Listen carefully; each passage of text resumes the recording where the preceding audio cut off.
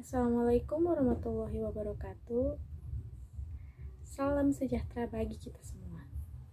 Salam literasi. Perkenalkan, nama saya Hikmah Pakaya dari kelas A3 jurusan Ekonomi Pembangunan Fakultas Ekonomi dan Bisnis. Di sini saya akan mempresentasikan mengenai sejarah, kedudukan, dan fungsi bahasa Indonesia. Mata kuliah Bahasa Indonesia dengan dosen pengampu Ibu Vinco Watak, SPD, MPD.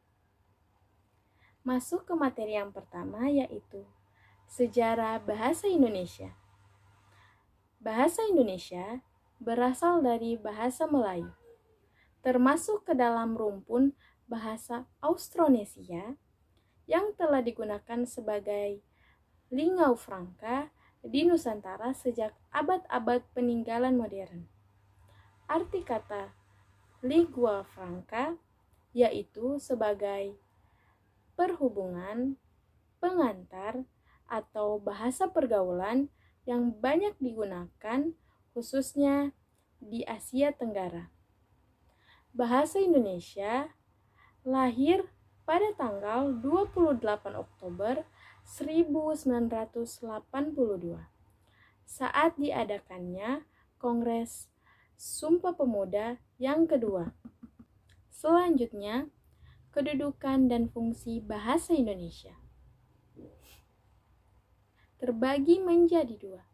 Yang pertama, bahasa Indonesia sebagai bahasa nasional terdiri menjadi 4. Yang pertama, lambang kebanggaan nasional. Hal ini dibuktikan dengan masih menggunakan bahasa Indonesia sampai sekarang. Yang kedua, lambang identitas nasional. Hal ini dibuktikan dengan menggunakan bahasa Indonesia dalam bulir Sumpah Pemuda.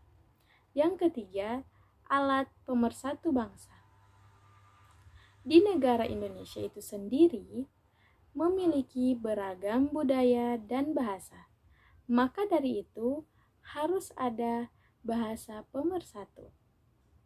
Yang keempat, alat penghubung antar budaya dan daerah. Maka dari itu, dengan adanya bahasa Indonesia, masyarakat lebih mudah berhubungan satu sama lain, sehingga tidak terjadi perbedaan latar belakang. Selanjutnya, bahasa Indonesia sebagai bahasa negara terdiri menjadi 4. Yang pertama, bahasa resmi kenegaraan. Fungsinya bahwa bahasa Indonesia dipakai di kegiatan resmi, contohnya upacara. Yang kedua, bahasa pengantar. Yang kedua, bahasa pengantar resmi di lembaga pendidikan. Berperan penting dalam dunia pendidikan, mulai dari taman kanak-kanak sampai perguruan tinggi, terkecuali pada daerah-daerah tertentu yang masih menggunakan bahasa daerah. Contohnya, Aceh. Yang ketiga, bahasa penghubung tingkat nasional. Bahasa Indonesia digunakan sebagai alat penghubung dalam masyarakat yang memiliki sosial budaya dan bangsa yang sama. Yang keempat, bahasa pengembangan dan pemanfaatan ilmu teknologi. Hal ini satu-satunya yang memungkinkan untuk memperkenalkan dan mengembangkan kebudayaan nasional, sehingga Indonesia memiliki identitasnya sendiri. Sekian dari presentasi saya. Maaf kalau kalau ada salah-salah kata atau pengurangan kata. Kesempurnaan hanya dimiliki Tuhan. Saya Hikmah Pakaya. Salam literasi. Maaf, sekian dari presentasi saya. Maaf kalau ada kurang-kurang kata.